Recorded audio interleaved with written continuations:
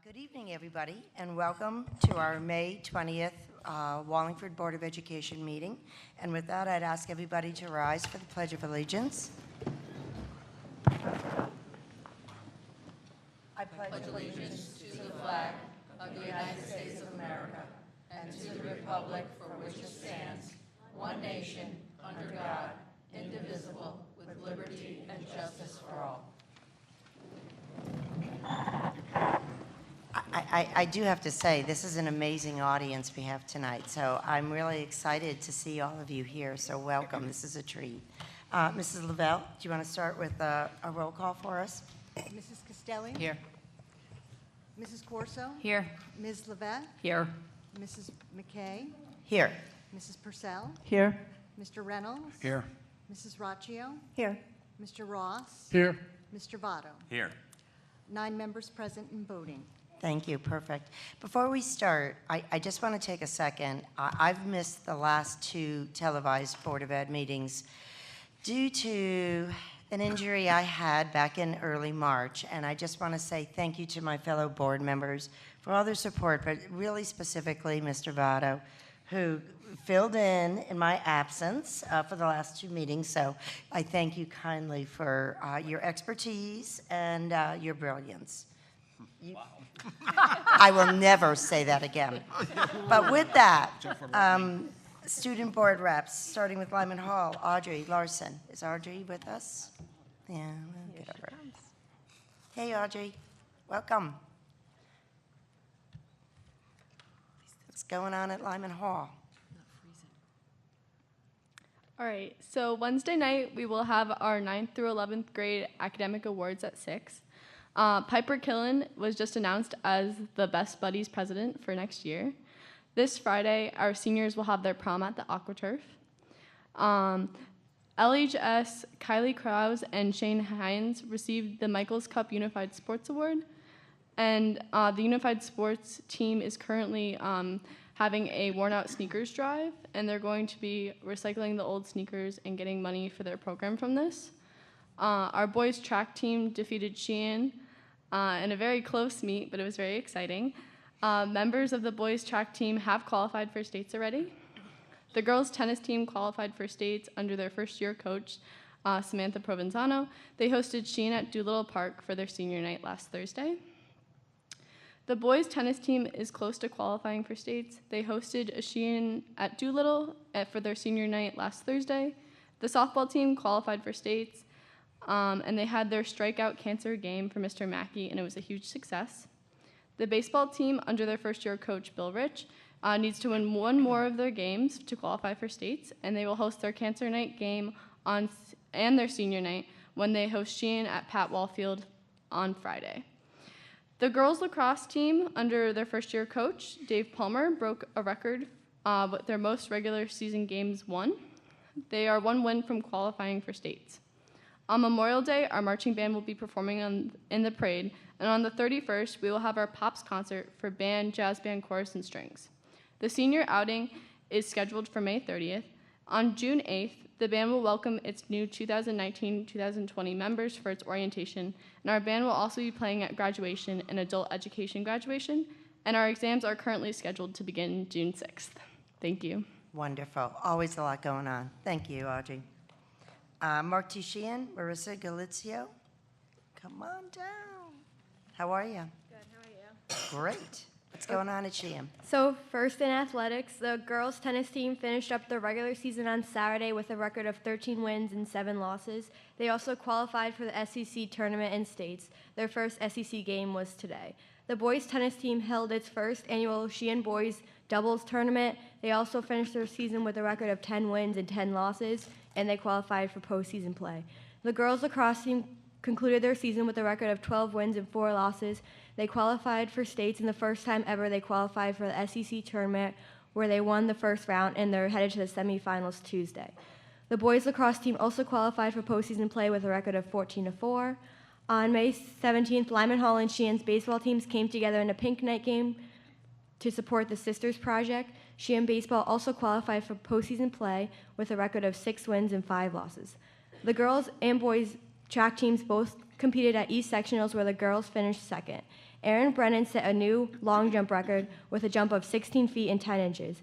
Kira Connolly was a double first place winner in high jump and pole vault. Jordan Davis also set a new meet and school record in javelin with a throw of 193 feet, and he is currently ranked 29th in the country. Softball concluded their season with 2 wins and 18 losses. Golf also had a successful season, and their SEC tournament will be on the 28th, and their state tournament will be on June 4th.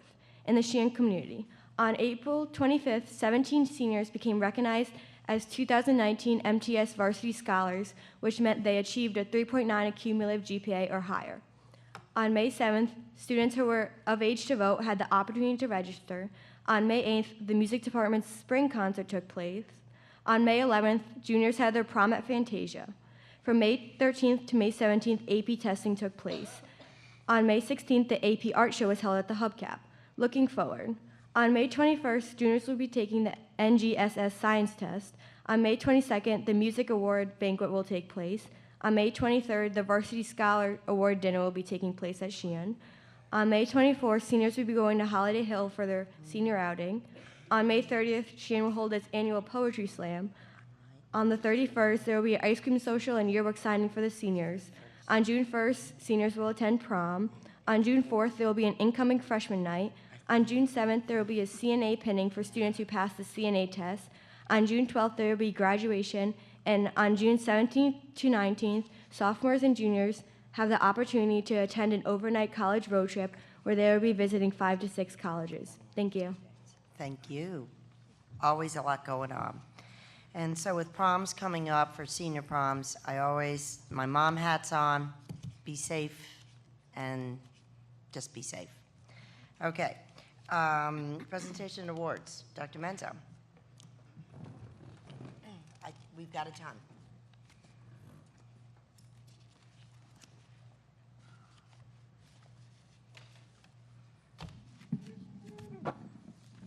Good evening, everyone. We're really excited tonight because we have so many students that are being recognized for so many different accomplishments that have occurred throughout the year.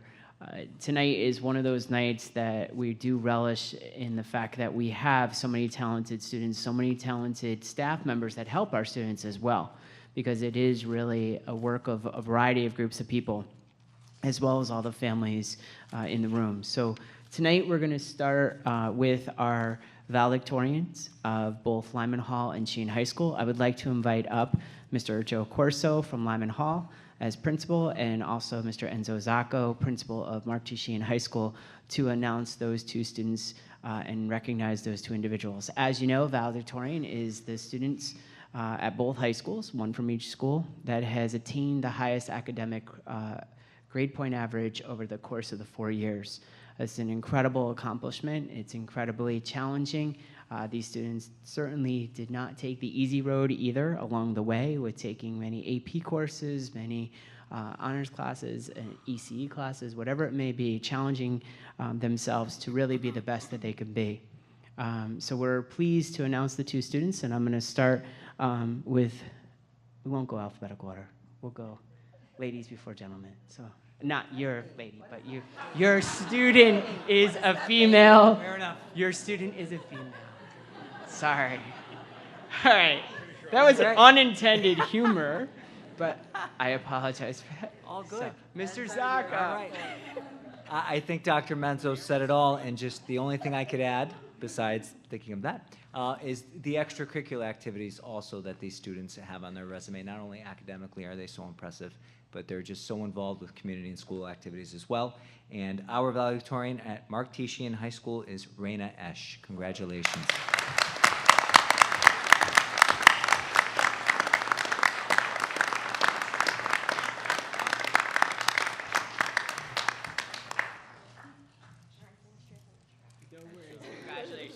It's all good, Raina. Congratulations. So what's your future hold? May I put you on the spot? gotta make sure Can you I get put out of my- Can I put you on the spot and ask what's your future hold? Okay, so next year I'll be attending UConn, and I'll be majoring in molecular and cellular biology. Best wishes. Thank you.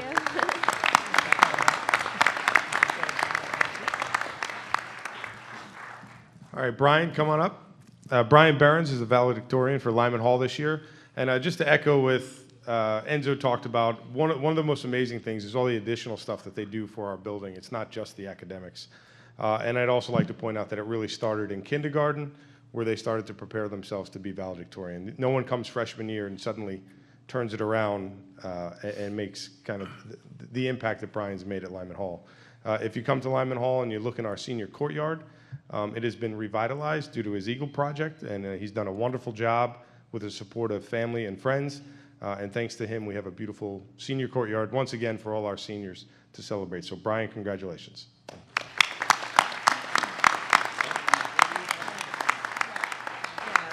He also had the greatest Halloween costume of all time. Oh, And I'll let share? anyone figure out Do share. by looking, if you can figure out who he came dressed as. Who said it? Bob Ross. It was amazing.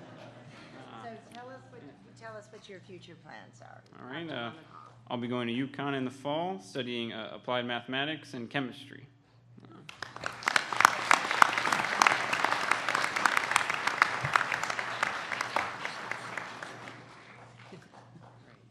Next, we're going to honor our student reps to the Board of Education.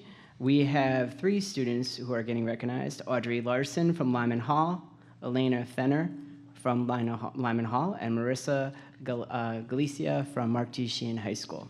So if the 3 students, if they're here, come on up.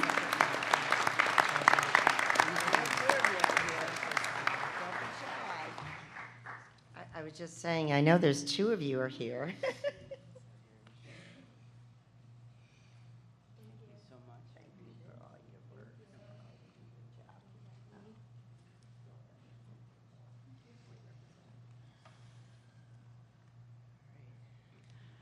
Next, we have awards for the Superintendent Association for South Central Connecticut. This award is given, oh, excuse me, I'm skipping awards. We have the CABE Awards first. I apologize. The CABE Awards are for the Connecticut Association of Boards of Education. These are leadership awards for students that are given at both the high school and middle school level. Staff comes together, they identify students who exemplify leadership and also community service and involvement in the schools. At this time, I'd like to call up Mr. Todd Snyder, the principal of Dag Hammarskjöld, who will recognize his 2 students. Good evening, everyone. We have 2 students, and on behalf of the entire Dag Hammarskjöld staff, I'd like to award Robert Jeffrey and Maxwell Blumenstock.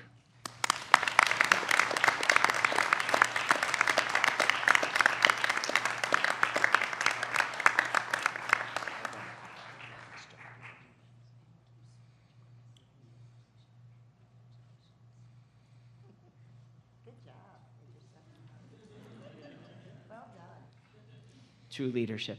Yeah, that exemplifies. Our next 2 recipients, unfortunately, administration from Moran was unable to be here this evening, but we have 2 students, Chase St. Amant and Madeline Jeremiah from James H. Moran Middle School.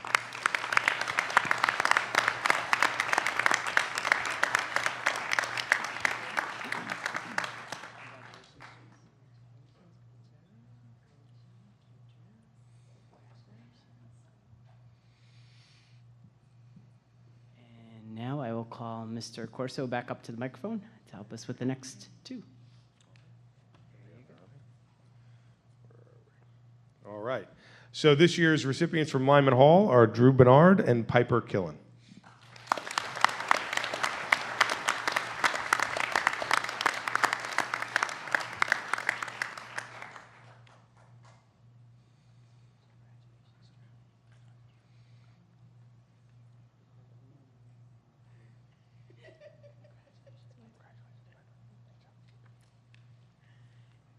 And Mr. Zacco from Mark T. Sheehan High School. Okay, so the CABE Award winners are 2 outstanding students from MTS, Mark Amodio and Sydney Kareem.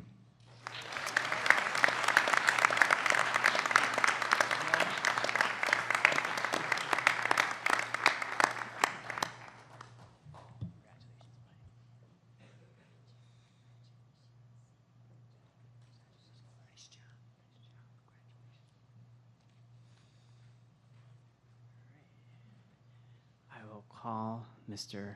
Snyder back up. We have now the awards I was trying to put before those awards, which are the Superintendent Association Awards.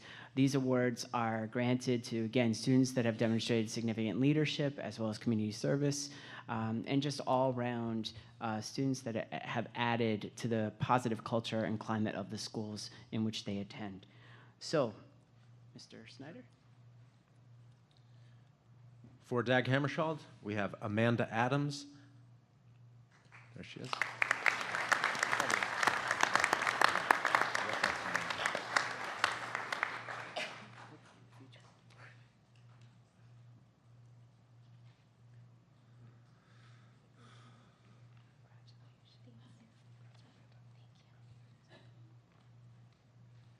And from James H. Moran Middle School, Vincenzo Carbone.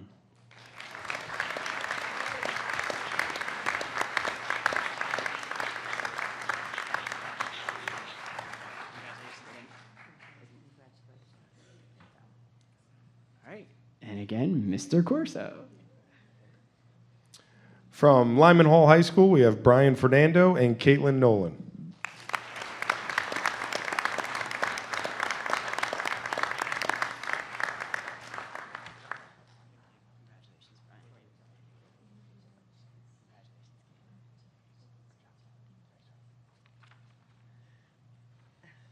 And shockingly enough, Mr. Zacco.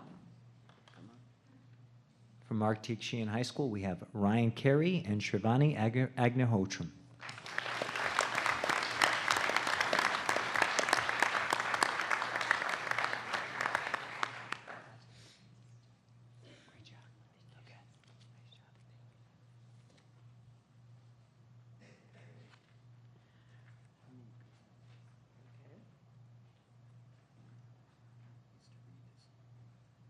We have some new awards tonight. That's why I need to read this one. We actually were asked to nominate students for the U.S. Presidential Scholars Program. And there's two different classifications of students that are getting recognized tonight. We're very pleased to honor. First is for one boy, one girl from our district. And the candidates must have the two qualifiers. Automatic qualifiers are those among the students obtaining the highest SAT or ACT scores in their state. The top 30 students qualify as do all other students who obtain the score equal to the lowest of the qualifying scores of the top 30 students.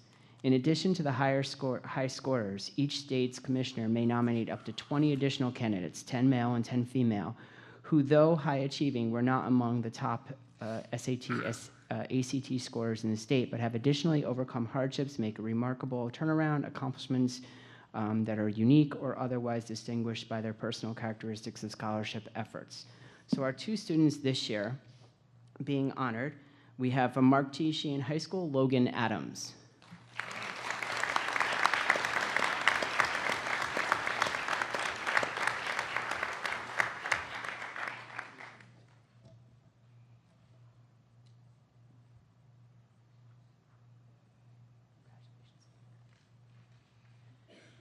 And from Lyman Hall High School, Kaylee Lipka.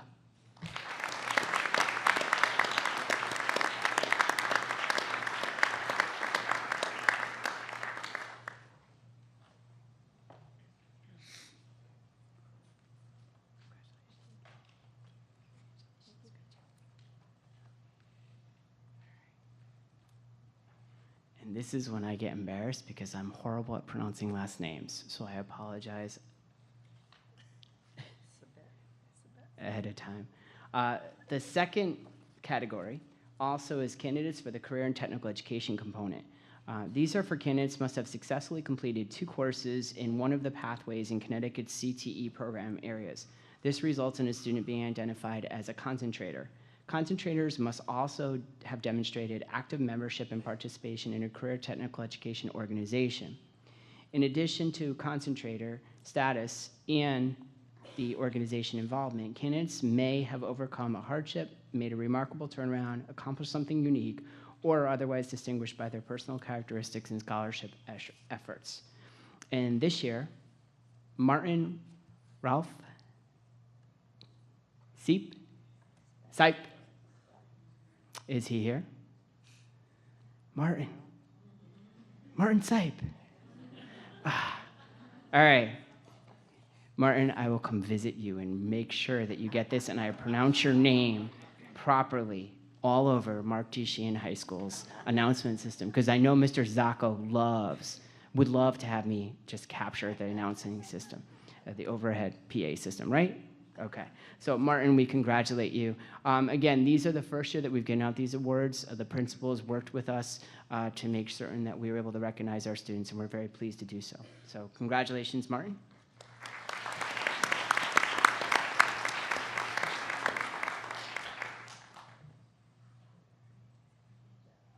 And we have another set of new awards. And actually, I will invite the principals up to hand these out.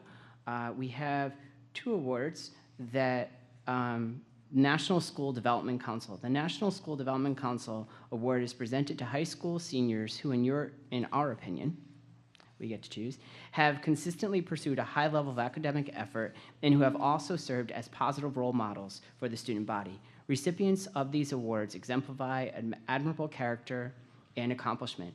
Although it can be presented at any time during the academic year, we're going to actually move this from the spring this year to the fall next year.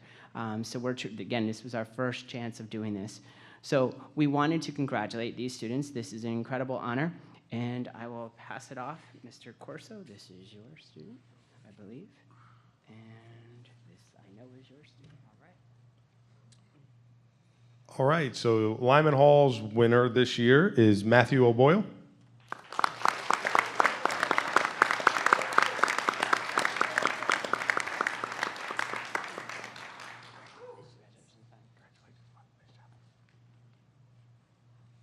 And for Mark T. Sheehan High School, Sydney Kareem.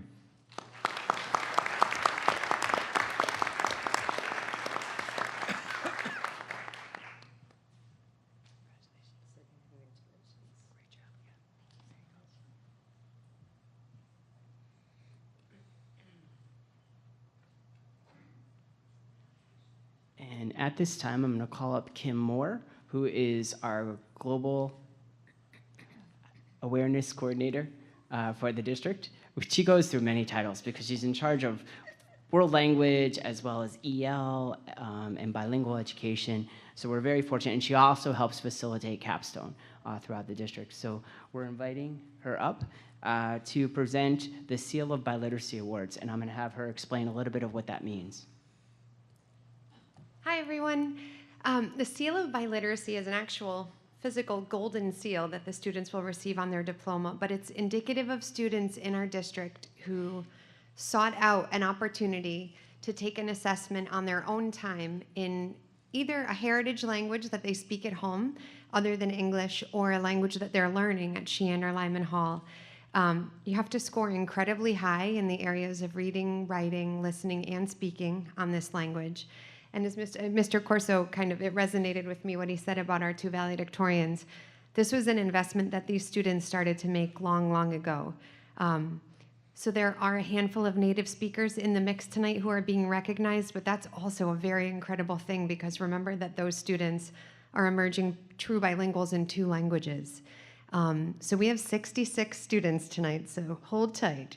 That we are recognizing for the Seal of Biliteracy, which means that in all 4 of those domains, they were able to navigate through multiple tenses.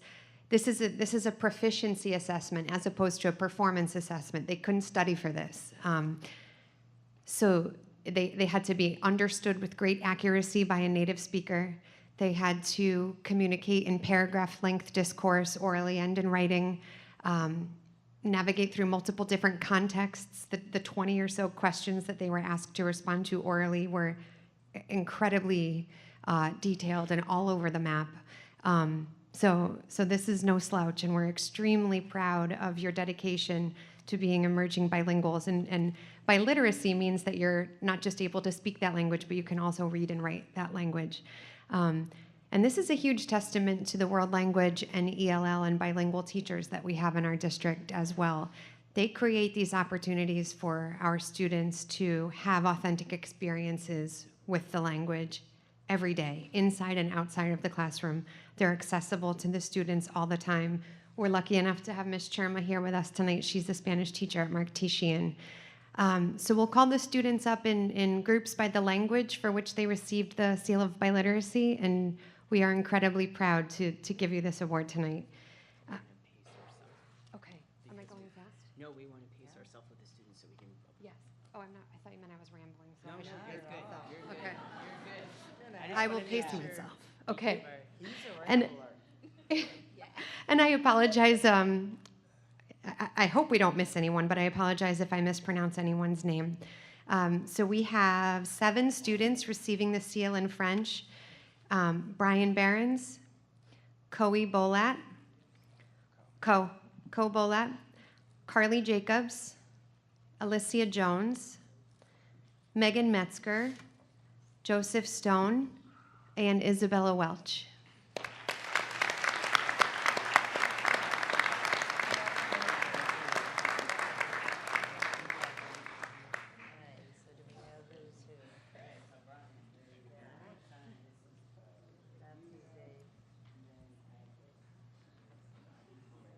Look at the French kids representing 6 of the 7 right here.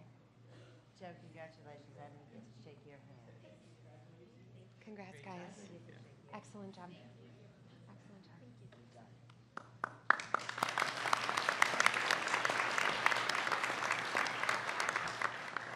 We're recognizing one student, Zachary Silvestri, for extraordinary achievement in German.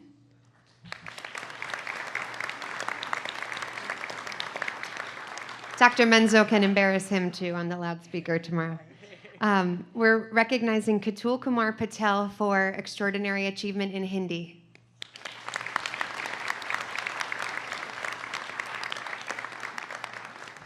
Great job, Katul. Thank you. Congratulations. Recognizing Carissa Sukup in Latin.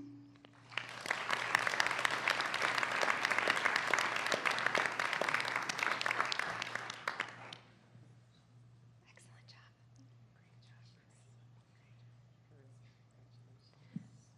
Jay Zhu in Chinese.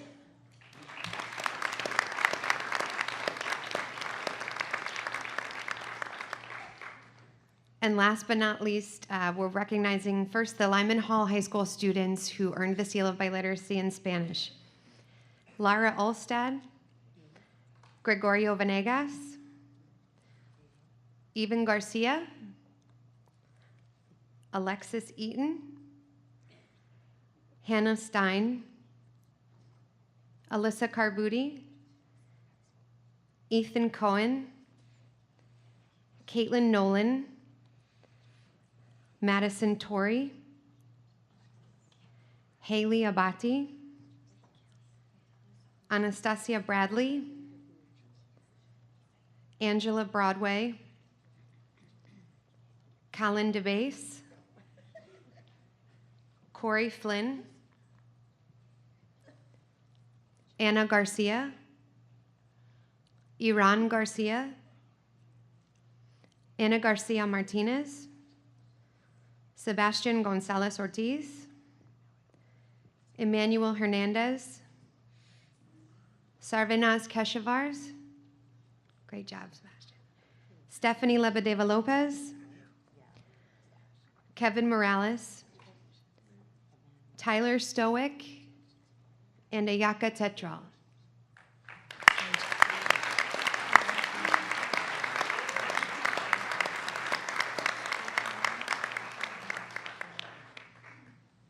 And the students from Mark Tishian High School receiving the Seal of Biliteracy in Spanish. Alberto Avila, Ulysses Dominguez, Joanna Garcia, Diana Gomez, Melissa Juarez, Anika Kumar, Mike Ali, Julia Mansfield, Michael Morales, Michelle Roshniak, Brandon Torres, Caroline DeGello, Marley Esch, Crystal Gallagher, Jenna Lombardi, Christian Pina, Dylan Poet, Natalie DiDomenico, Amanda Marquis, Riley Morrill, John Yoder. John's scores came in over the weekend, so we're really excited that they came in time.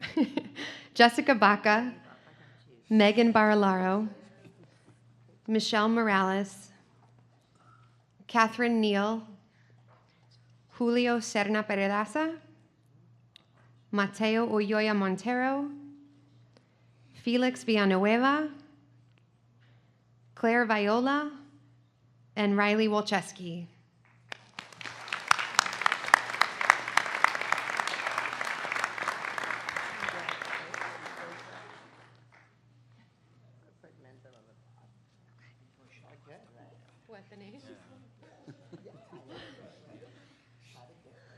And we're extremely excited to honor our next 3 students. They are receiving the Connecticut Certificate of Global Engagement.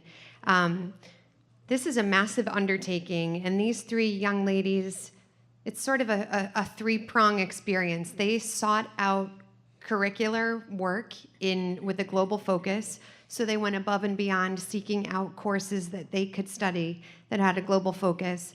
They were involved in myriad global extracurricular activities, and then they developed a global action research project.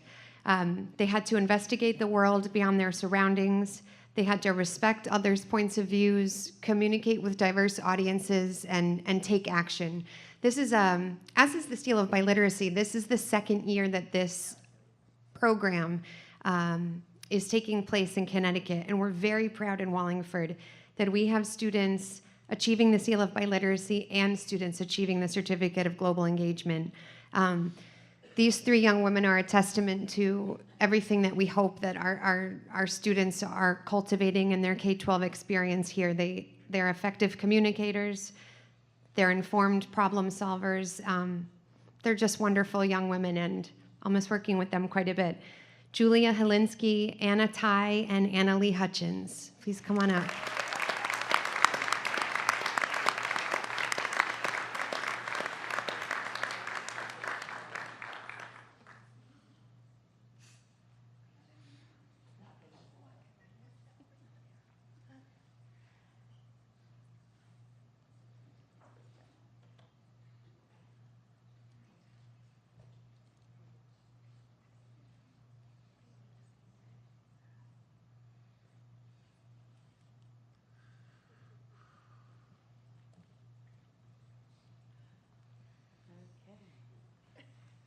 Next year, Miss Moore, I'll read the names and you can give out the.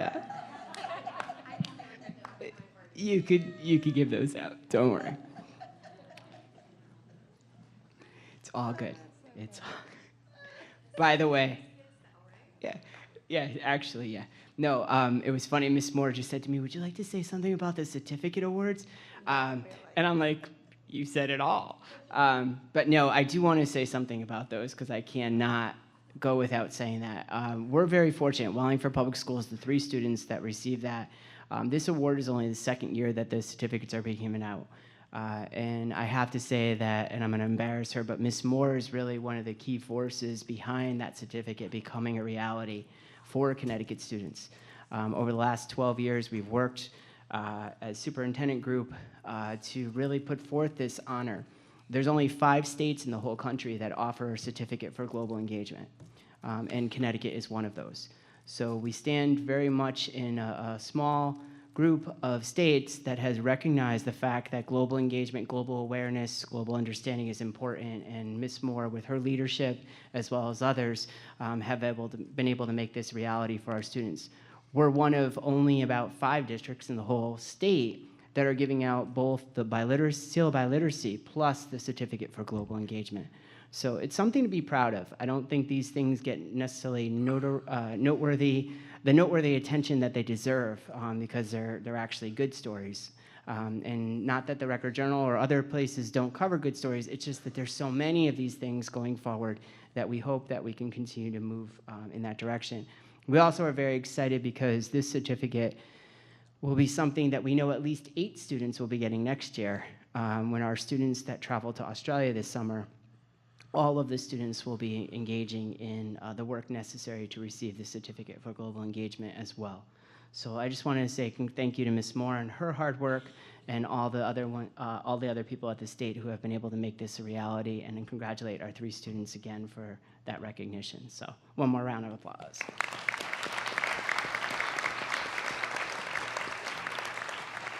And now I'm going to call up actually Ryan Driscoll from Prudential, who is here to give a special award tonight to a senior graduating from Mark T. Shane High School.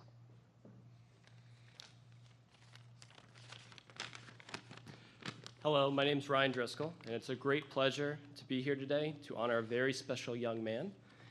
My company, Prudential Financial, is a partnership with the National Association of Secondary School Principals, sponsors the Prudential Spirit of the Community Awards. This national program honors middle level and high school students for the outstanding volunteer services. Thousands of young people across the country were considered for the 2019 Spirit of the Community Award. From all of these, a select few in each state and in the District of Columbia have been selected for the special recognition. Here in Connecticut, I'm delighted to report that one of our distinguished finalists in this year's program is your own Ryan Bell. Ryan, will you please come forward?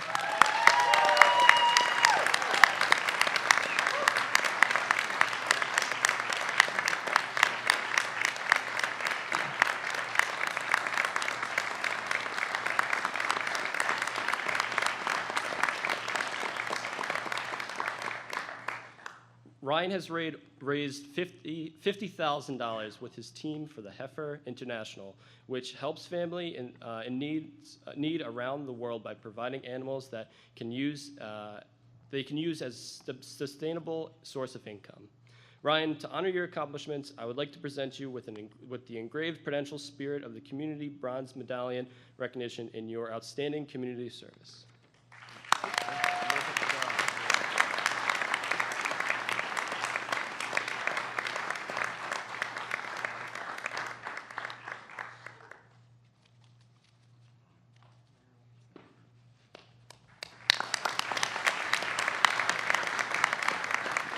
Ryan, congratulations on your well-deserved honor.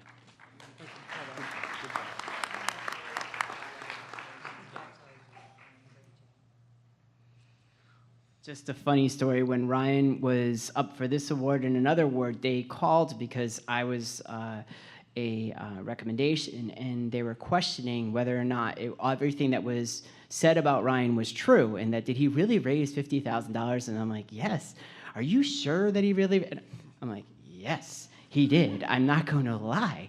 And it was just funny because I think that they were just amazed at your accomplishments as we are. So congratulations again.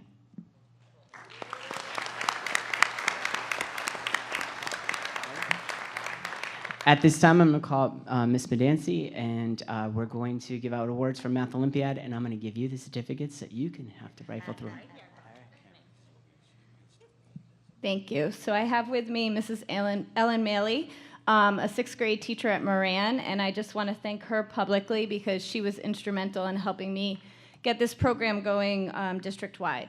So a group of our students from Wallingford Public Schools were among the nearly 160,000 students worldwide to participate this year in the Math Olympiad program.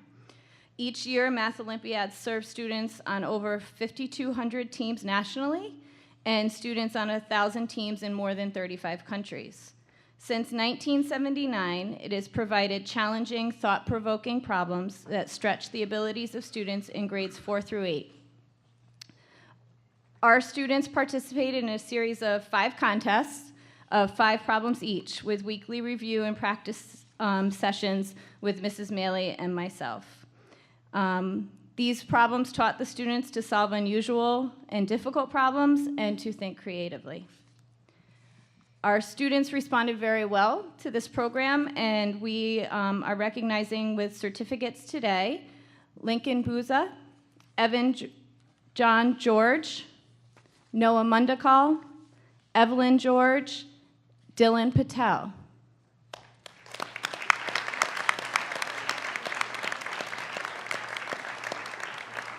Congratulations. Nice job.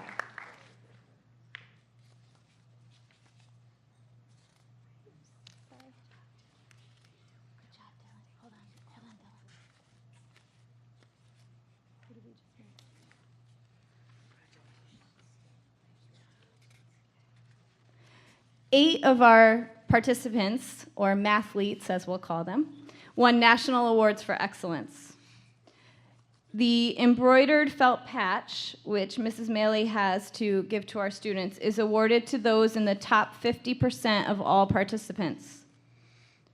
In the top 50% from our students in Wallingford were Mira Patel and Cheek Sai.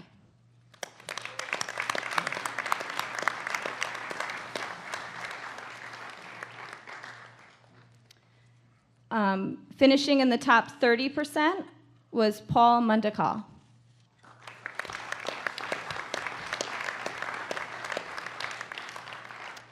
In the top 25%, Fernando Gonzalez.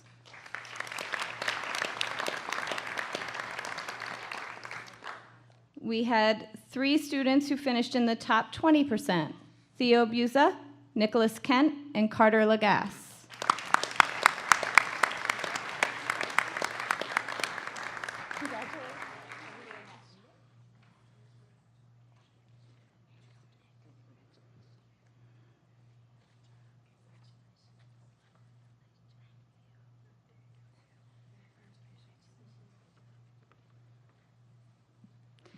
And 2 of our students are earning the silver pin tonight.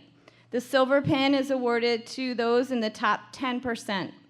Both of our students scored 21 points out of a possible 25 points over the course of the 5 contests. And that is Satvik Agnihotram and Adithi Barrier.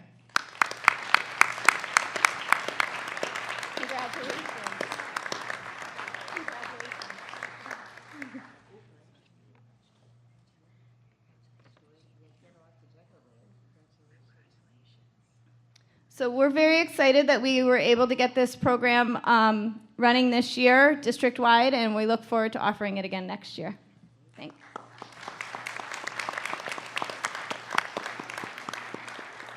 I do want to also take a moment and thank Mrs. Medancy because we received a very kind, very nice email from a parent saying, hey, have you ever thought about doing this?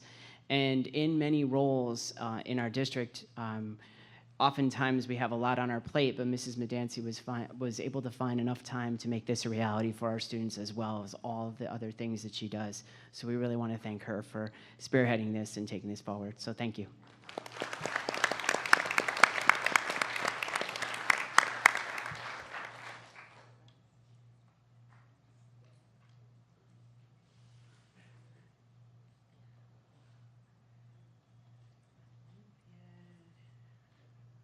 Now is Miss Winch here. Miss Winch, come on down. Miss Winch is a business teacher at Lyman Hall High School, and she also facilitates the club DECA, the DECA club for Lyman Hall, and she's going to speak to us about 2 students who received some recognition recently. Good evening. We're here tonight to congratulate 2 of my marketing students who participated in the state competition in March and placed second in the state in business, law, and ethics role play, where they took like 100 multiple choice test and scored highly, and then most importantly did a performance role play where they were given a scenario and had approximately 25 minutes to come up with some suggestions on how to handle a situation that was presented to them, and they scored, as I said, at the top, second place for the state of Connecticut, and then they were able to participate at the national level in Orlando back in April. So Ellery Campbell and Grace Chappell can come on up. We can congratulate them.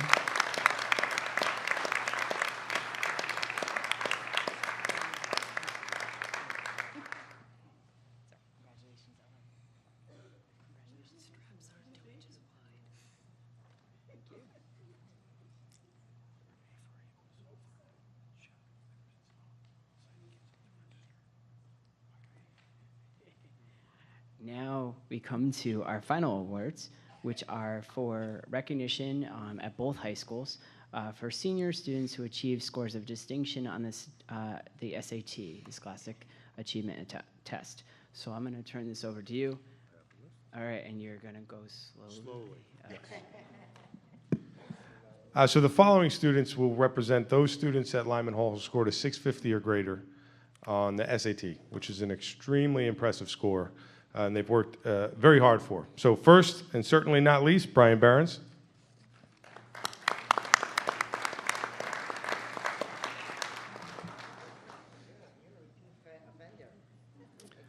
Nicholas Burdicap.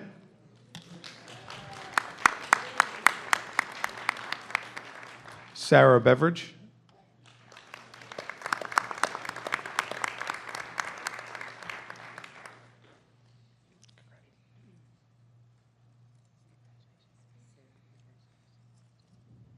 Hannah Blanchard.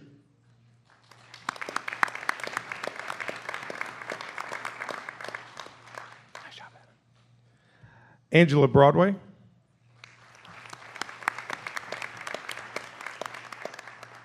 Joseph Chassie. Thomas Clark.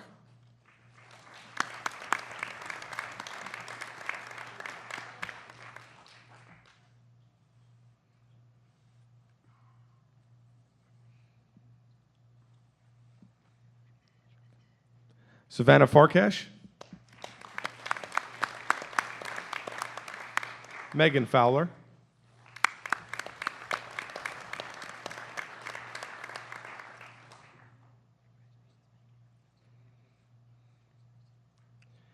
Aaron Hickman.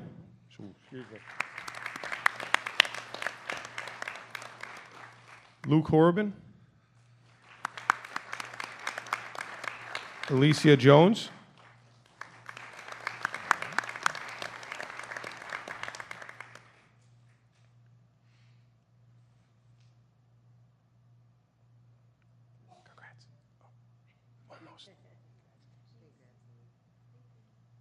Arisha Khan. Aaron Lamb. No Aaron. Krista Lessing.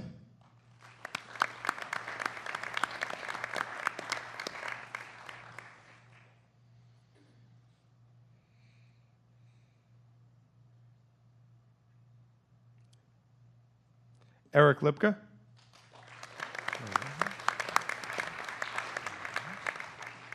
Kaylee Lipka.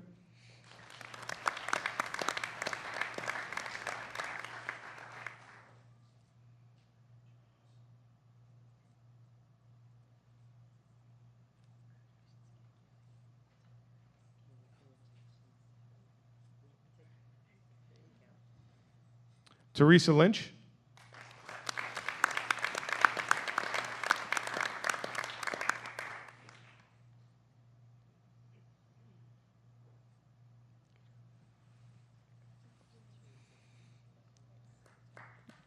Natalie Martinez.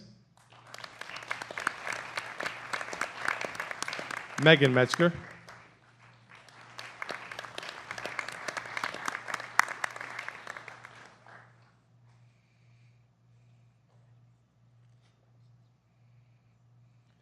Nicholas Moran.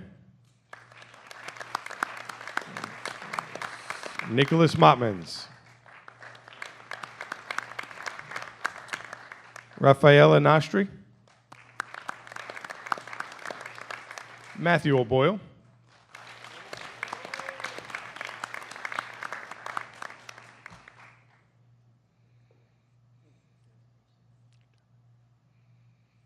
Furkan Prakal. Kana Parenti. Ayushi Patel. Cameron Regan.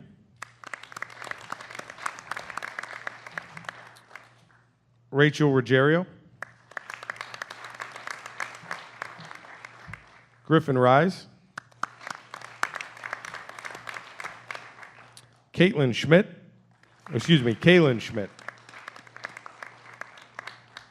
Catherine Schmidt.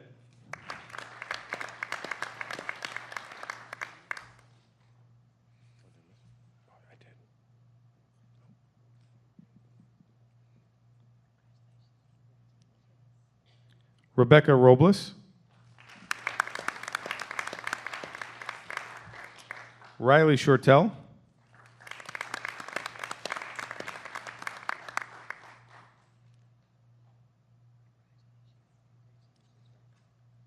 Brennan Toussaint. Elizabeth Vecchio.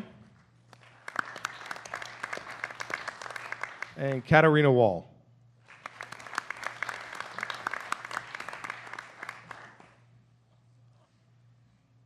And Mr. Zacco. Okay, so the students at Mark T. Sheehan High School that scored 650 or greater on either part of the SAT. Here we go. Logan Adams.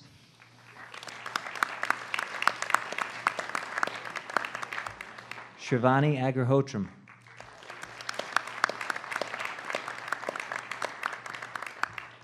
Mark Amodio.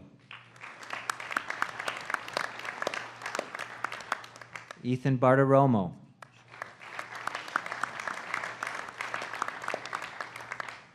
Ryan Bell.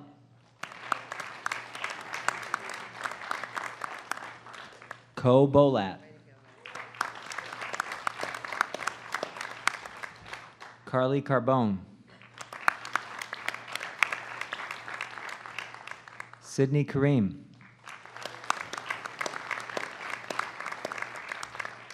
Gavin Colonese. Hannah Dale.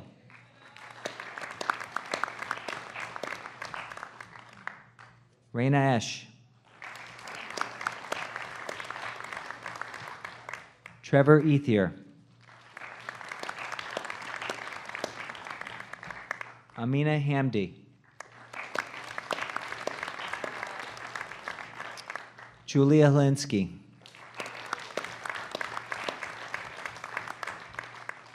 Brooke Isaacson.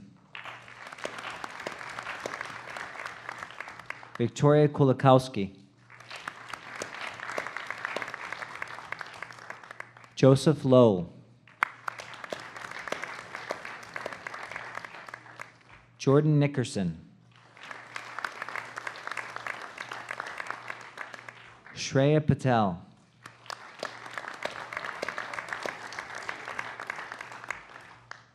Miguel Pinos. Joseph Raccio.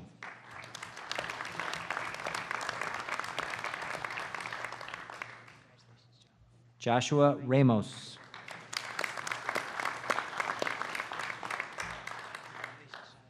Caroline Sabo.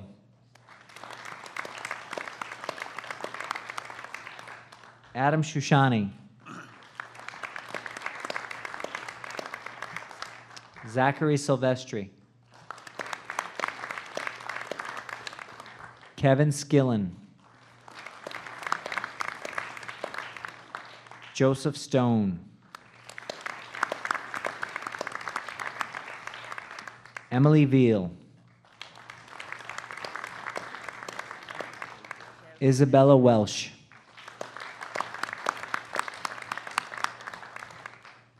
Riley Wilczewski.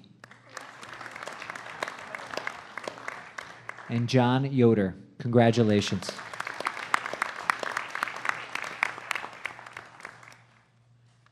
So, needless to say, we have a tremendous amount to be proud of in our community. The students that are here tonight, the many others who have done great things in their own right in our district.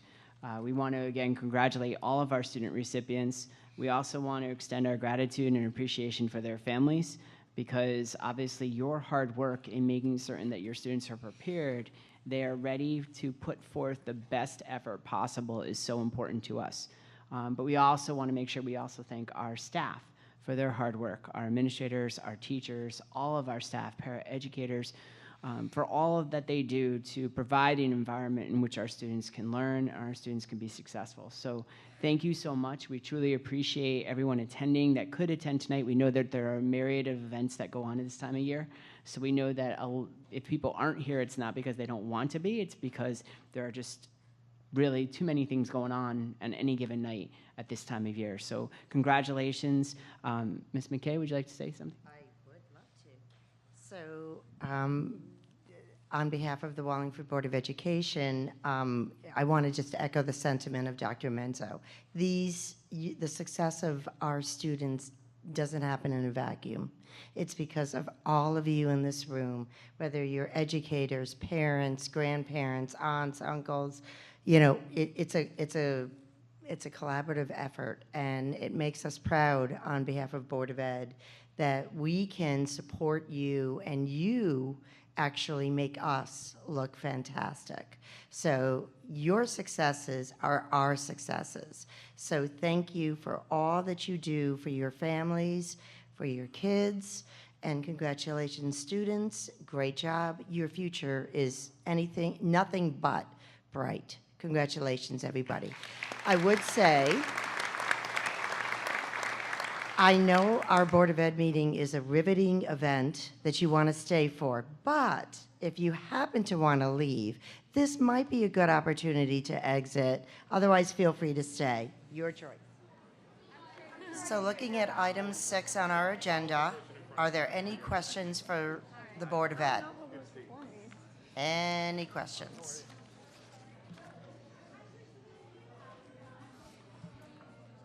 Okay, I'm assuming there's no questions. With that, can I get a motion to go into executive session for items E1, discussion of candidate for coaching position, E2, discussion of the contract for the Assistant Superintendent of Curriculum and Instruction, E3, discussion of the contract for the Assistant Superintendent of Personnel, and E4, discussion of candidate for teaching position. So moved. Second.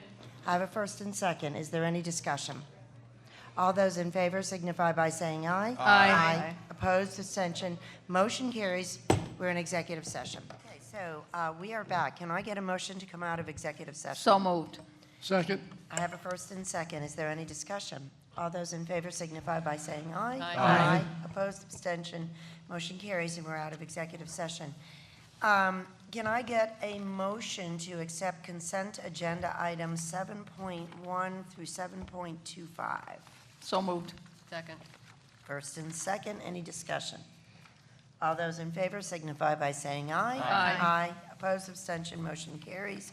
Item 8, items removed from the consent agenda, we have none. Mr. Reynolds, correspondence. Yes, we'd like to thank Liberty Bank for donating $2,000 to the Wallingford Adult Education Program. The money will be used to support graduates of the program who are pursuing a post-secondary education and or career training. We also received thank you notes from the Mary Fritz School and also Moses White Beach for a donation of books by the school district in honor of board members. Perfect, thank you. Item 10, committee reports. 10.1, ACES. Mrs. Labatt. Yes, thank you, Madam Chair. The ACES Governing Board met on May 9th, 2019. Unfortunately, no formal actions could take place since there was not a quorum of the Governing Board members present. Therefore, the meeting featured informational updates only. Under the Executive Director's report, it was noted that the East Haven Board of Education will be joining the ACES Health Insurance Collaborative. Professional development for paraprofessionals will take place. An expansion of wheelchair transportation is being contemplated. The audit for the fiscal year ending June 30, 2018 is in preliminary draft form, and Governing Board members will be provided a copy of the draft soon. A reorganization in the fiscal department is slated to take place. ACES has been named the 2019 Community Impact Award recipient by the Quinnipiac Chamber of Commerce. The award ceremony will take place on June 12, 2019 at the Farms Country Club in Wallingford. Under Curriculum and Instruction, information was shared regarding the STEAM-tastic initiatives at Thames. the final Lake Wintergreen Walk before WIMS moves to the new location next year, a desire by surrounding communities to have sales students participate in work-based activities, an initiative which will take place on May 24th, 2019, where residents of the Whitney Center and students moving to the new Leader Hill location will have a luncheon together to get acquainted. The next ACES Governing Board meeting is scheduled for June 6, 2019. There are 71 Wallingford students attending ACES programs. Thank you so much. Item 10.2, Wintergreen Magnet School Steering Committee. Mrs. Latour. So I was not able to attend the last meeting due to a prior commitment, and there are no other meetings scheduled for this school year. Okay, thank you. Item 10.3, School to Career Rep Business Think Tank. I never know, Mrs. Costelli, Yeah, we had Dr. Menzo. we had canceled the meeting because we had our meeting with Thomas Net, the Gotcha. Business Manufacturing Association members in our district, so we didn't. It was redundant. It's fine. 10.4, PTAC. We have it tomorrow night. Perfect. Plan of Conservation and Development, Mr. Reynolds. Yes, we had a meeting on the 6th of May, began at 6:05. There are 8 members present. The agencies in attendance, BOE, Wallingford Land Trust, Wallingford Center, Inc., Planning and Zoning, PUC, Economic Development Commission, and the Planning Department. We began by really each member giving a brief report, and this included completed tasks, active tasks, planned tasks, and possible roadblocks. Also, items that may require interagency coordination, and then we had multi-agency action agenda items for discussion. As far as the topics discussed, we talked about the BOE facility study, also about the possibility of an inclusion of an energy management study to be part of this. Also, members inquired about the cost of the study and how the survey was going to be distributed. Also downtown parking, and there was a lively discussion as far as a need for a parking plan. We also talked about streetscape plans, Simpson Court improvements / landscaping, also facade improvement of businesses along Center Street and I believe Route 5. There was also talk about possible modification of I-5, IX zoning, specifically open space requirement, and also revisiting watershed regulations, utilization of the rail line incentive zone, and then downtown parking, once again, upkeep, possible reconfiguration. Again, we spent a lot of time talking about behind Simpson Court, and it was suggested that we kind of were all in agreement that we need to get the owners of the buildings, residents in the area, the town, together to try to come up with a plan. Also, some of the rear parking lots on Center Street. There was also talk about reducing parking regulations in town parking zone, probably make it more business friendly. And then I think the last thing we talked about was the site of the Brothers Restaurant, although in the paper I noticed, I don't think they've got a bid, but they're going with the demolition of Brothers. Again, we had a lively discussion about the ultimate fate. What are we gonna do with it? Just make a parking lot or try to encourage a business to move in there. And the meeting ended approximately at 8:15. Next meeting will be sometime in October of this year. Okay. Thank you for that. Food service, strategic plan, obviously Mr. Mencher, yeah, okay. Items 10.7 and 8, stage lighting, renovation updates, and for school window replacement. Mr. Deptula? Good evening. Boy, is this a wonderful venue. With all the stage lighting above us that's brand new. So what's your point really here? Can't beat I it. mean, do you feel the love here? No, I don't think so. Don't quote me on that. But I do want to take this Are you opportunity. going to break out in song for us? No. No, okay, and, just wondered. Yeah, my Vanna White routine isn't up to snuff, so we'll skip that also. But I would like to point out a few things because most people are unaware of what was done here. But this is a major improvement. The safety is one of the biggest issues because the wiring and the fixtures that we had before were really antiquated. There were a lot of issues with them. But the real big safety factor here is the fact that that entire boom drops down to the floor. that boom drops down to the floor, and that boom drops down to the floor. So lighting fixtures can be changed here without the use of a ladder or a lift or a catwalk, which is major. There's also a substantial savings in the electric usage that these lights use. They're all LEDs. They use a fraction of what the previous lights did. And just sitting here, I can tell that there's no heat being generated from these light fixtures. So the HVAC in this auditorium is no longer being taxed to the max, although this is one of the first days we needed it.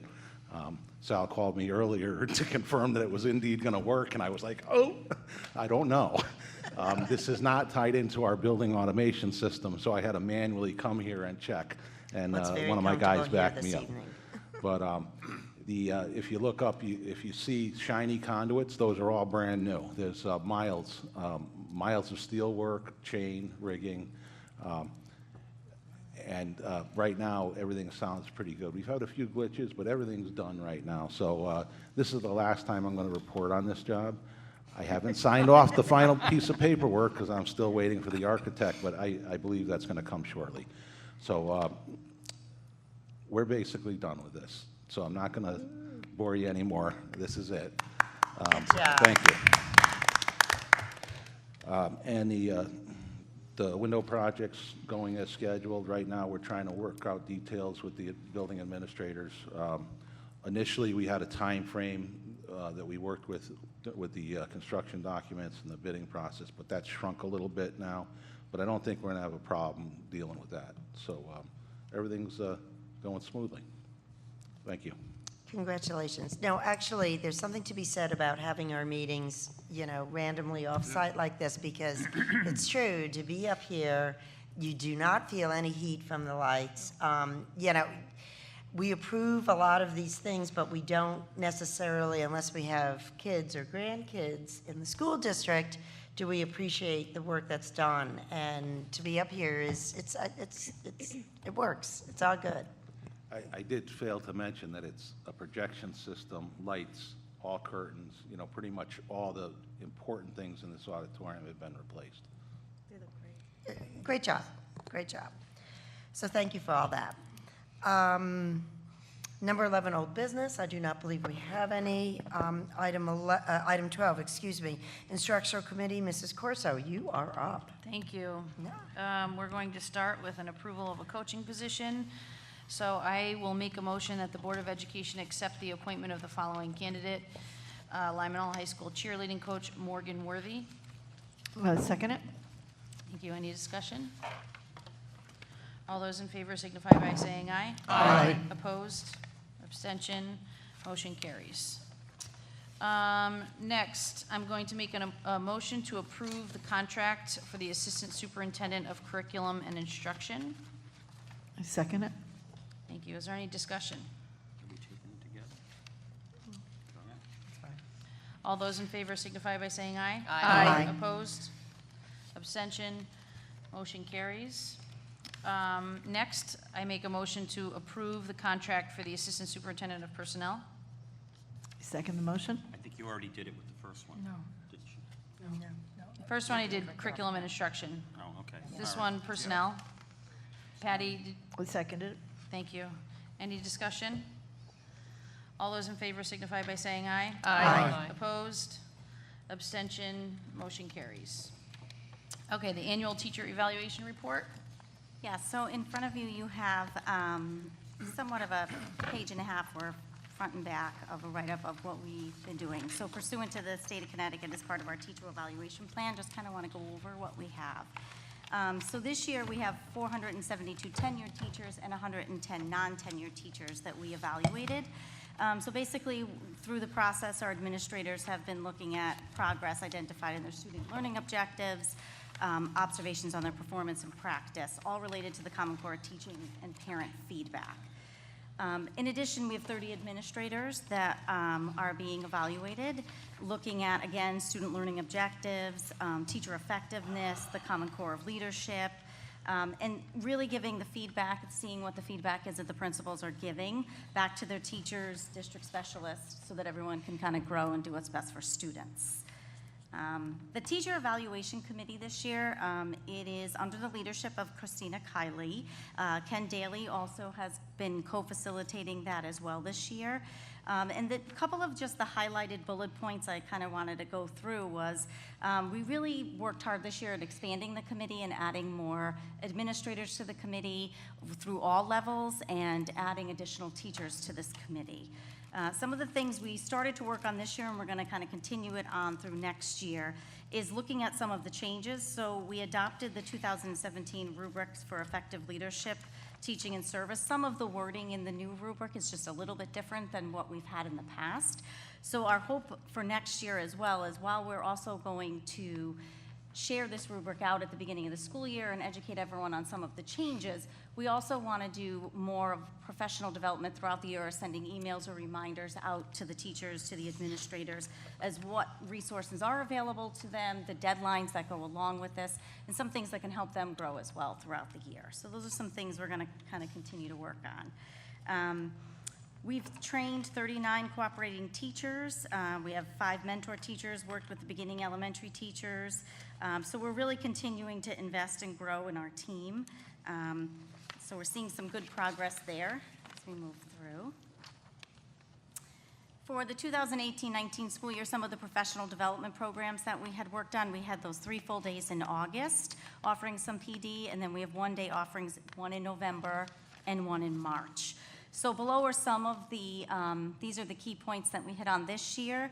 Alice was one of our big ones that we rolled out at the beginning of the year, along with mathematics instruction with Greg Tang, next generation science standards, level literacy, Naviance, and so on. So really hitting in on that instructional component as well as school safety as we move through. Additionally, we have those self-selected days and building-based workshop days. So we included on the bottom some of the topics that the building-based professional development plans, they're usually committees that have in every building. They collaborate with their principals and get feedback from the building. And together they create what they would like to see for those building-based days. Some of the PD. So that's what we have for this year's plan. Thank you. Any questions? Mr. Votto. Yeah, I was wondering, Dr. Menzo, if we could have some kind of an update on the evaluation plan. It's been a while since we've actually seen the plan, or especially if they're making some changes, you know, like in the fall. Right.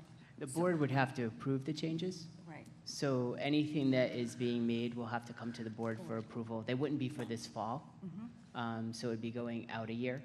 So the plan has not changed since the last time you saw it. So now they're just discussing some of those changes. So that would come to the board through a committee meeting and then come to the full board for approval. And in the fall or not the fall? Well, it would have to be before, most likely, April of next year, because it would go in effect of 2020, August 2020. So they're going to work on it as a committee. They have a committee that will be putting together work, but we haven't changed the plan since the last time you saw it, because that's one of the key roles of the Board of Education is to approve the evaluation plan. Can I just ask for the rubrics, the 2000? Yeah, we can give you, what we could do is we could send you a packet. If we can, and those, we can include the rubrics, we can include all that information. Thanks. Any other questions? Seeing none.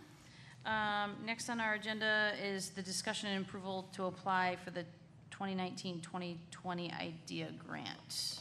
This is an annual approval. It's our entitlement funds for special education. We receive $1.3 million for students grades 3 through 21, and then we receive $37,000, almost $37,500 for students in our preschool program, ages 3 through 5.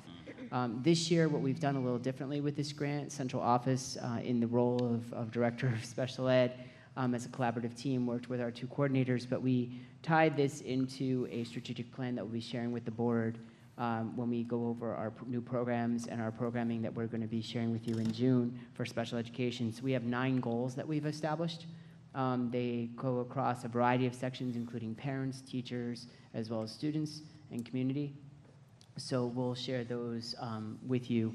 But the idea is tonight, we're required as a Board of Education just to approve putting forth the request that we do on an annual basis. This offsets expenses for staffing in our district, and it's traditionally the way that most districts use the funds is to offset the costs of staff in the area of special needs. Any questions? No. I make a motion for approval to apply for the 1920 IDEA grant. I second the motion. Thank you. Any discussion? All those in favor signify by saying aye. Aye. Opposed? Abstention? Motion carries. Item 12.6, the continuation of the federal adult education funds, workforce readiness, exploration of career pathways. You want to talk about that, or should I just? Sure. Yes. These there are 4 grants actually that we receive each year from the federal government for adult education. Excuse me, 3 grants. I apologize. We have a workforce readiness grant. We have a family literacy grant. Actually, no, it is 4. And we have integrated English literacy, civics education, and then the expansion in the National External Diploma Program. We've had these grants now for several years, so they're continuation grants. The workforce grant, as you can imagine, works with 20 students in adult education to help them complete their instruction, but then also explore career pathways. Family literacy program is offered at Cook Hill, and it's also Highlands, Stevens, and Moses Y elementary schools. The family and the students work collaboratively. This was something that, remember, our previous director, Paul Flinter, had written for. It's a very unique program where you have the simultaneous learning of the students and their families as English language learners. Integrated English literacy and civics. A course titled American Living is offered to 20 students who participate in advanced English classes. English as a second language classes, and who benefit from an integrated coordinated programming of civics education, career preparation, and employment training. Actually, that was what the course, when we had the teacher who was being recognized as Teacher of the Year for adult education, her students did a presentation and they were part of that class and that grant resource. And then expansion of the National External Diploma Program. Wallingford Adult Education has successfully assisted numerous adults. We're very fortunate because, as we always say, we offer 3 different opportunities for students to receive their diploma, and we're very unique in that regard as an adult ed. So each of the grants, the first one, the workforce, is for $30,000. The family literacy services is for $50,000. The integrated English literacy and civics education is $38,000, and the expansion of the National External Diploma Program is $25,000. So we're just asking for, again, your approval to apply for these grants as we move forward to conclude the year. Great. Any questions? I make a motion for approval to apply for a continuation of federal adult education funds, workforce readiness, exploration of career pathways. Second the motion. Any discussion? All those in favor signify by saying aye. Aye. Opposed, abstention, motion carries. Next, I make a motion for approval to apply for a continuation of federal adult education funds in the area of family literacy services, elementary ESL, and ABE. Second the motion. Any discussion? All those in favor signify by saying aye. Aye. Opposed, abstention, motion carries. I make a motion for approval to apply for a continuation of the federal adult education funds, English language acquisition, integrated English literacy and civics education, American Living, a collaborative endeavor. We second the motion. Thank you. Any discussion?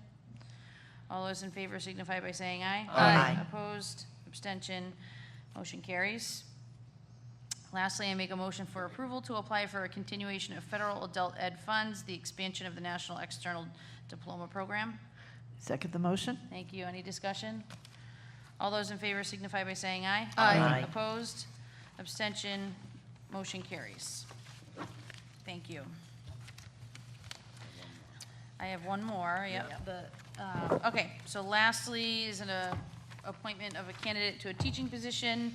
So I make a motion that the Board of Ed approve the appointment of the following candidate to a teaching position for the 1920 school year, contingent upon proper Connecticut certification as recommended by the Superintendent of Schools, a special education teacher / BCBA, Brittany Rogers-Vereen. Second the motion. Any discussion? All those in favor signify by saying aye. Aye. Opposed? Abstention? Motion carries. Thank you so much, Mrs. Corso. Item 13, Operations Committee, Mrs. Levac. Yes, thank you, Madam Chair. The Operations Committee meeting took place on May 13, 2019. The meeting minutes for the April 2019 meeting were approved. The Board of Education financial report for April 2019 and the cafeteria reports for April 2019 were reviewed in committee and accepted under the consent agenda this evening.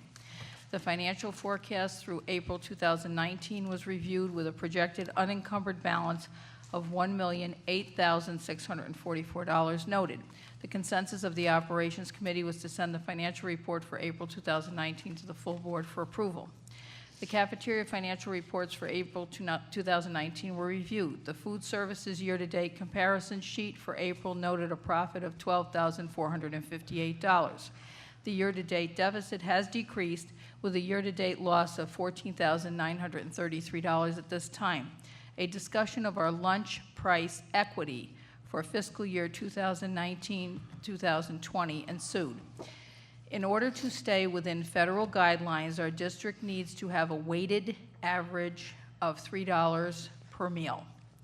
To achieve this goal, it was proposed that the elementary school lunch price would increase from $2.75 per lunch to $2.85 per lunch.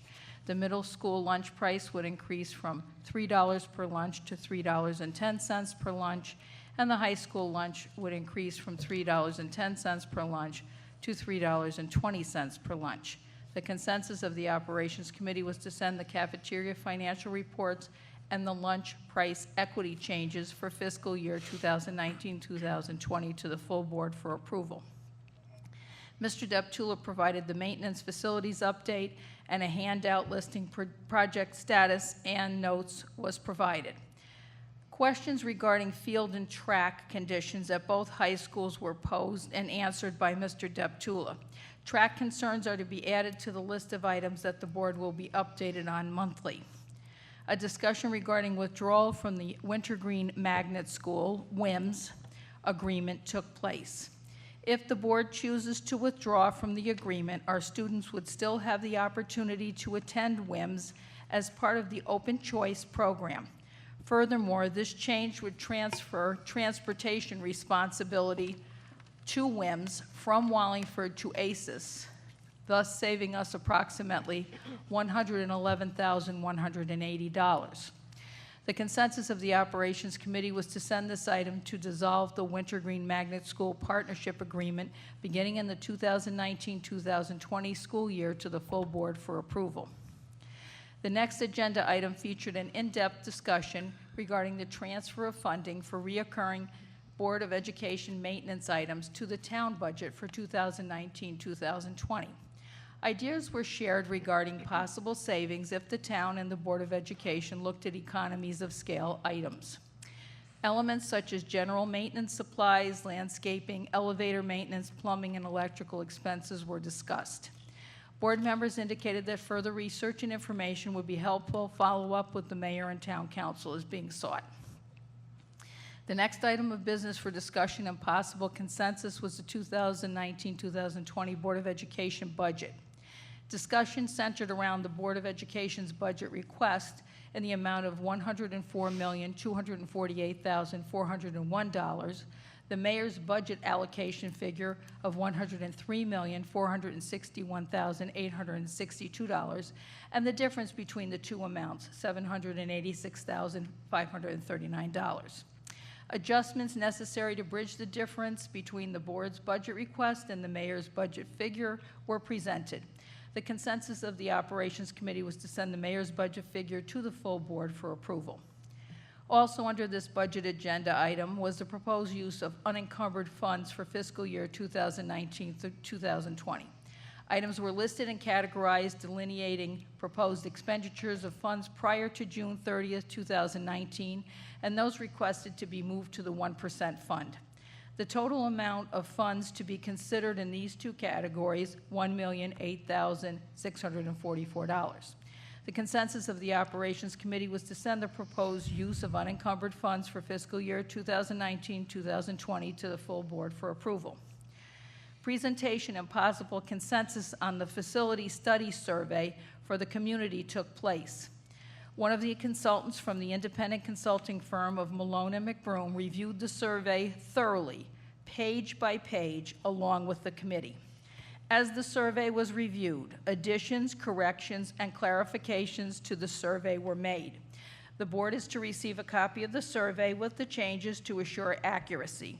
The consensus of the Operations Committee was to send the survey with the agreed-upon changes to the full board for approval. Under public comment, Ms. Melanie Rosacci requested that a letter sent by her to the board and Dr. Menzo entitled May 13th BOE SWOT Analysis Feedback be read aloud so that it would be recorded on the record, and this was done.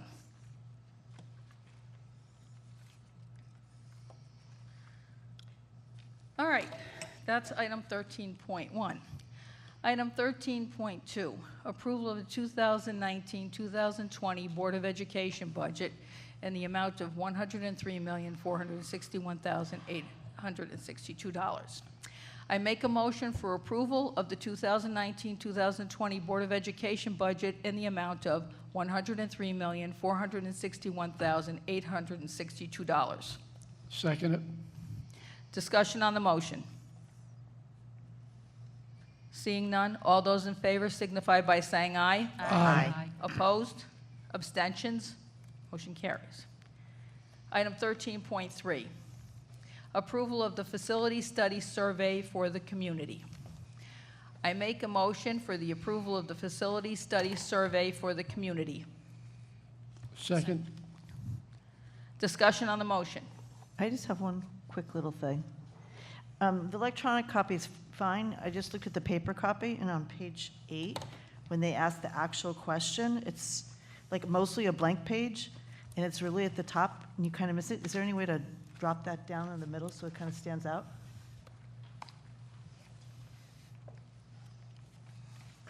I don't know if they've already been printed or not, but. Dr. Menzo is going to answer us as soon as we get the microphone. Sorry. I don't know. I can check on that. I don't believe so because I think it's a formatting in SurveyMonkey. I think they just, unless you have multiple questions, it drops it down. So I'm not Okay. sure, but I can, when I am going to be emailing the consultant tomorrow just to let her know that we're moving forward and taking next steps, and I could just ask her that question. Yeah, because it's fine electronically. It's just like here, like going through, it's just, doesn't have like that nice black thick border on top. It's just Okay. kind of there, and that is our major question of the whole thing. Okay. I have a good question, too. Yes. I've had a Ross. couple people ask me, I couldn't answer it, I don't recall what was said, but is it necessary that they answer all the questions on the survey? Yes. Yes. You know, what they were concerned with was on the page, why did you prefer such a scenario? They have to answer those, or why you Yes. didn't? Yes. That's important data, as the consultant mentioned last week at our meeting, that as a board, when they present the results, you're going to want to understand the background of a person's rationale for their decision. Further discussion or comment on the motion? Seeing none, all those in favor signify by saying aye. Aye. Opposed? Abstentions? Motion carries. Thank you very much. Well done. Thank you, Mrs. Levac. Item 14, new business. I do not believe we have any. Item 15, administration report. Dr. Menzo. Yes, just to follow up on the survey, we're going to be sending it out on Thursday, most likely late afternoon, early evening, to all families electronically. We also will be getting together a press release for the Record Journal, the New Haven Register, with this, the link in it. I've also created a communication chart with all the different organizations that we've identified. I've reached out to the organizations, waiting to hear back from one, and identified how they want the survey to be provided to them. Most of them, if not all of them, want the link for newsletters, websites, communications. Also, many of them wanted paper copies, so we are organizing boxes that will be placed in an area where there's an adult collecting it, so that it's not just in the middle of the library or the middle of a space, because we don't want somebody to by accident throw out the box, to be honest. So we'll have the box covered for surveys to come back in there, the manual ones, and then we'll go from there. So I've reached out to the groups that we had mentioned, the Senior Center, We've reached out to SCOUT, we've reached out to Park and Rec, Youth and Social, well, Park and Rec / Youth and Social Services, the Town Library, YMCA. We've also reached out to, I have to finalize plans for Silver Pond. We also have to, we're looking at the other resource of getting this, again, in other communications, Channel 19. So we have a video that we're trying to finalize that will be a companion piece that'll be running on Channel 19 with the link so people can go to the link. So we're trying to get this out as many ways as possible. I do still want to reach out to the electric company because I know there was a question about putting that in the bill. So I have to connect with them on that. But we will get all of this out. It's open until June 17th. If we do need to extend it, as the consultant said, we can very easily do so. It's not a problem if we feel that we haven't gotten the return rate or response rate that we would hope for. Just for clarity purposes, we received a question today that I thought was important for us to clarify. This survey really is open to anyone because we can't control, as we talked about at our last meeting, the link. That's why it's important that when people take the survey, that they do complete the last section, and that's why they're required sections, which it says, do you currently live in Wallingford, yes or no? Where, east side, west side, other? What is your relationship to the Wallingford Public Schools? I am currently a student. I was a student at one time. My children are now or will be students. My children were students at one time. I am a teacher or staff member. No direct relationship with the schools. And then how old you are with the age ranges.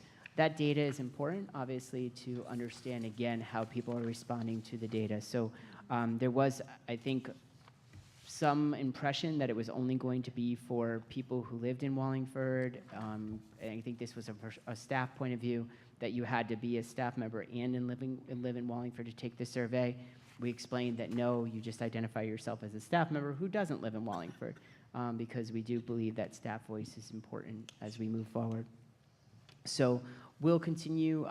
What I was planning to do, probably not for this Friday, but for next Friday, share with you in your packet the communication plan, because it'll all be solidified by then, to make sure that we have everything in place. And that was our goal, that we were looking for the week after Memorial Day to really, if we wanted to get out to sites. I've offered our presence at sites, and to be honest, a lot of the sites want to do it on their own.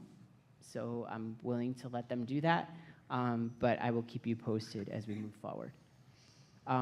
Today, I was very fortunate, and I put at your places a little decal from actually NASA, the National Space Association. And we're working very closely on developing some aerospace programming in our district. Today was a great opportunity. We had our 8 students who will be traveling to Australia to participate as the only school district, the only students in the state of Connecticut, in the first aerospace summit in Connecticut that's occurred. So there were the I-5 countries. Those are the intelligence countries that we work with. It's obviously the United States, Australia, New Zealand, England, and Canada. So there were representatives, high-ranking officials in aerospace, in defense, that were there to share what those 5 countries, those 5 countries are doing to move forward in the space agenda. Many of you might have heard the announcement last week from NASA about Artemis, which Artemis is the next venture to the moon. They want to set up actually a space station on the moon, and then also travel to Mars.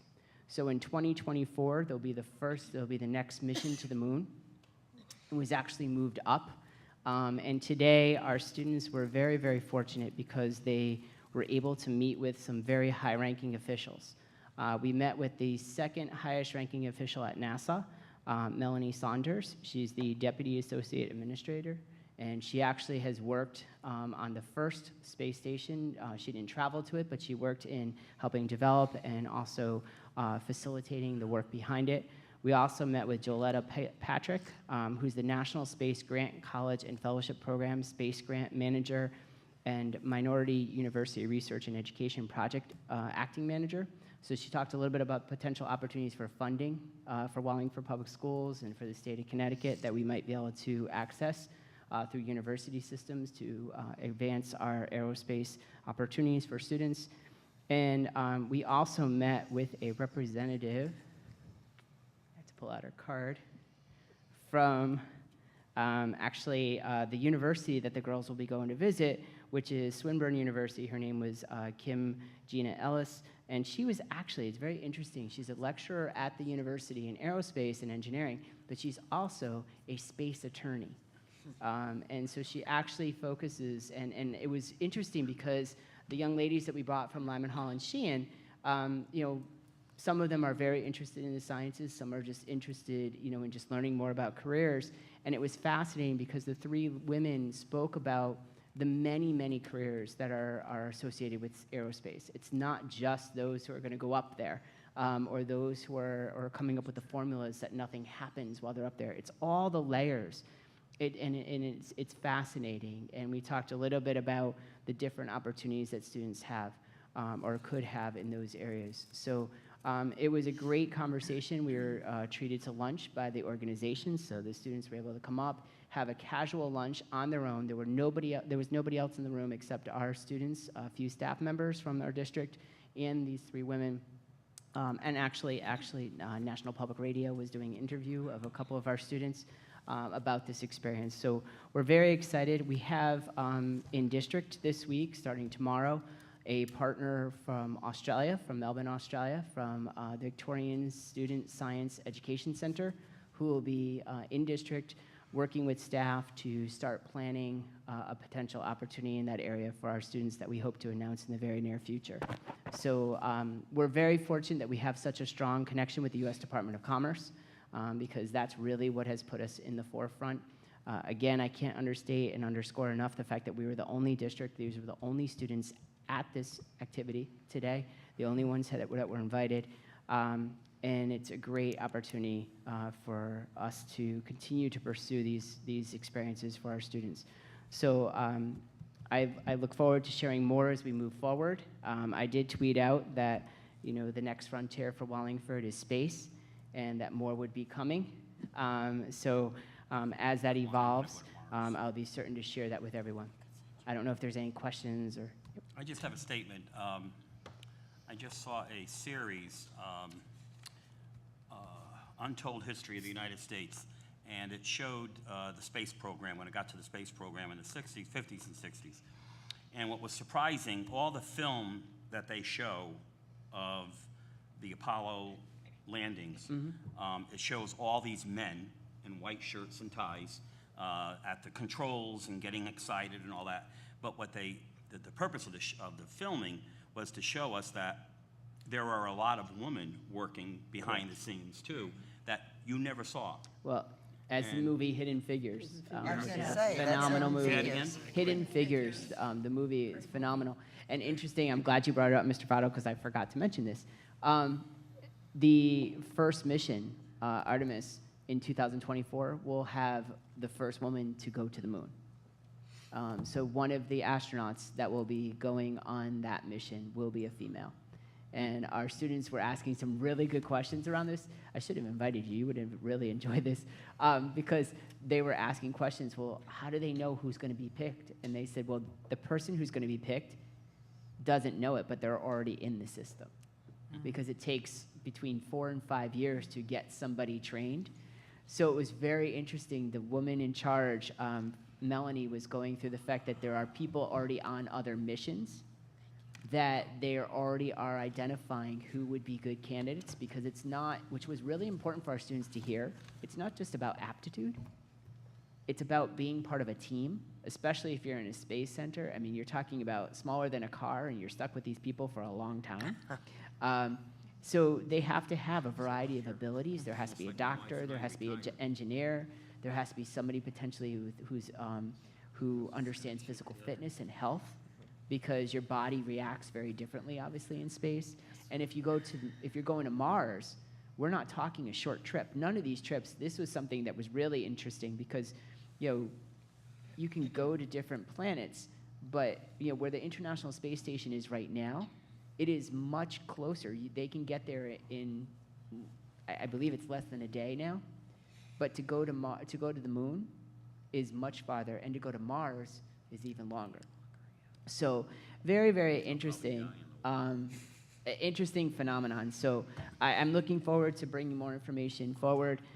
Michael Pakakis, who's the director for VSIC, which is the group in Australia, he will be at our STEM steering committee tomorrow.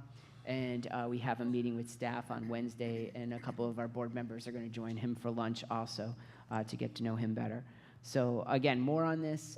We look for this going down all the way to kindergarten. So it's very interesting.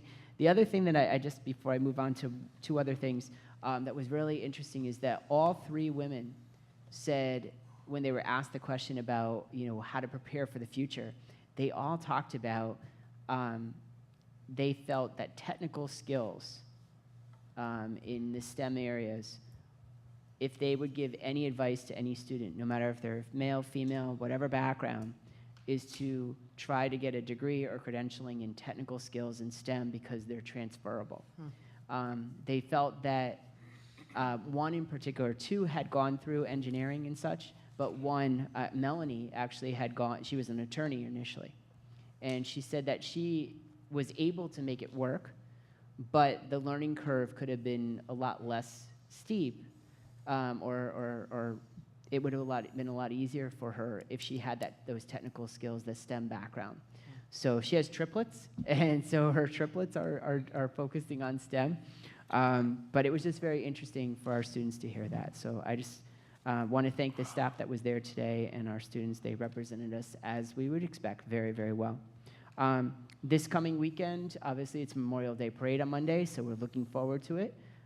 It'll be fun to see our students perform, all four bands, both Lyman Hall, Sheehan, and then we also have our two middle schools, Dag and Moran, which is a great opportunity. And so far, it looks like the weather's looking good, a little warm, which is not always good, but we'll be passing out a lot of water to the students in their band uniforms, and we'll go from there. And then lastly, I just want to mention, obviously, that graduation, as was mentioned earlier, is on June 12th. And so I will have the pleasure of being at Lyman Hall with Ms. McKay, and Mr. Votto will be with the mayor, and I think Ms. Latour at Sheehan to conduct the ceremonies there, and then followed by, which is the best, project graduation. And so I want to thank all the volunteers for project graduation. I know it's difficult. It's on a Wednesday. We appreciate all your support. And also to Mr. Turner and his staff over at Youth and Social Services and Park Rec. They do an amazing job making that night something that is truly memorable for the students. So thank you. Thank you. I can't believe we're talking about a Memorial Day weekend as well as graduation. But yeah, I just want to circle back around about your discussion about the work, the NASA and the aerospace. That is a phenomenal opportunity, and I want to personally thank you, Dr. Menzo, and your staff, the hard work and the connections that you've had, that you've cultivated over years to get to this point and to have our students benefit from is extraordinary. So I thank you for that. I really do, and I look forward to more updates on that. As far as announcements, for our June schedule, Monday, June 3rd is our instructional committee meeting, 6:30 at our Board of Ed conference room at 100 South Turnpike Road. June 10th, operations, also 6:30, 100 South Turnpike Road. And I just want to confirm, our televised Board of Ed is June 17th. Yeah, okay. At the board conference. At Board of Ed conference room, also at 6:30, 100 South Turnpike Road. And if there's nothing else for the good of the order, this meeting's adjourned. Thank you. Have a good night.